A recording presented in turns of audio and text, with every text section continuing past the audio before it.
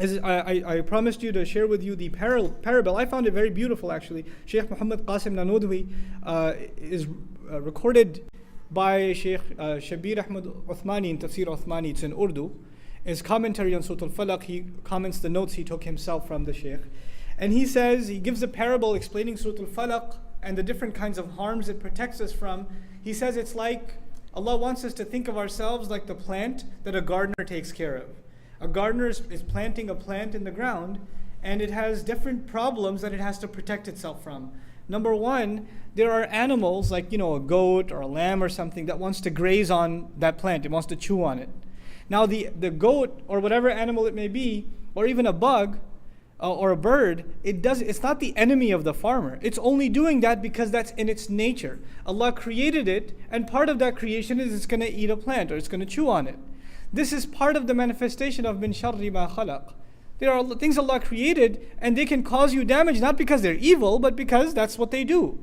A shark or a lion or whatever is going to do what it does.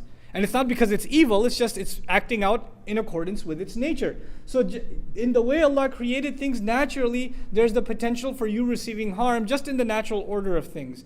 And so you have to ask Allah for protection from them. But that's not the only kind of protection He seeks. So He fences the plant around so the goat doesn't come by and chews it up. But the next thing is He has to plant the plant in a place where it gets plenty of sun, it gets plenty of water, it's in a good environment. And there are no obstructions, there are no things that keep it, no blockades from keeping it from the things that it needs. We ask Allah, وَمِن شَرِّ غَاسِقٍ إِذَا وَقَبْ. And this ghasaq and waqab, the barrier of dark, keeping you from what you would otherwise have access to in the light of day, is just like that farmer who wants that there are no blockades. There are no obstacles in his path. And the obstacle for the human being clearly becomes the dark of the night. Then he says the third element is that what if you have too much water or too much sun?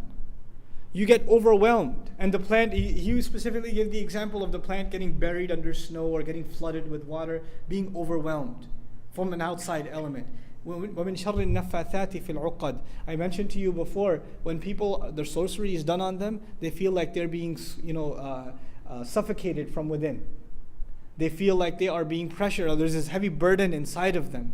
That's the feeling of someone who magic has been done on. And finally, he protects his garden and his plant from an enemy who wants to harm him. It's not just the elements. It's not just he wants to make sure it gets enough sunlight or whatever. Not just the animals, but there's an actual enemy that wants to make sure his plant is destroyed. How does the surah address this enemy? وَمِن شَرِّ حَاسِدٍ إِذَا حَسَدٍ. So from every angle, just like that plant the gardener wants to protect, Allah Azza wa Jal wants to protect ourselves. And He wants us to seek protection for ourselves.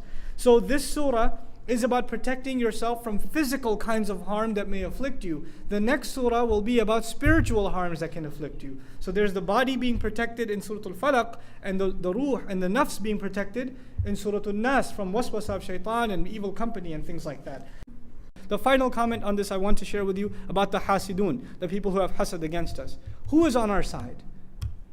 What do you have to worry about? People, Muslims, getting all paranoid. Man, they have this many weapons, and they have these many agents, and they've got this, and they've got the other, and all this conspiracy theory. Who do you have on your side?